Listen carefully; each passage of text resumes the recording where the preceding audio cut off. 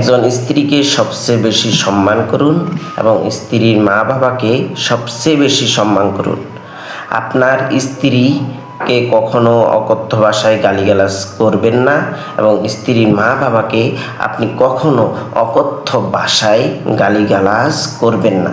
কারণ আপনি খেয়াল করুন, একজন নারীকে, আপনার যদি কোনো মেয়ে থাকে কিংবা ছেলে থাকে, আপনি ছেলেদের তুলনায় একজন মেয়েকে সবচেয়ে শিষ্টাচার দিয়ে, সবচেয়ে নম্রতা ভদ্রতা কিংবা একজন মেয়েকে আপনি সবচেয়ে বেশি ভালোবাসেন, বেশি আদর যত্ন করে তাকে বড় করেন।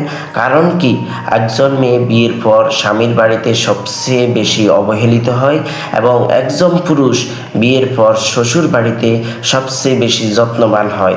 তাই একজন মা বাবা তার মেয়েকে সবচেয়ে বেশি যত্ন করে এবং একজন ছেলেকেও যত্ন করে, একজন মেয়েকে না, ছেলেকেও সবচেয়ে যত্ন করে। কিন্তু মেয়েদের প্রতি আলাদা একটা টান থাকে, আন্তরিকতা থাকে।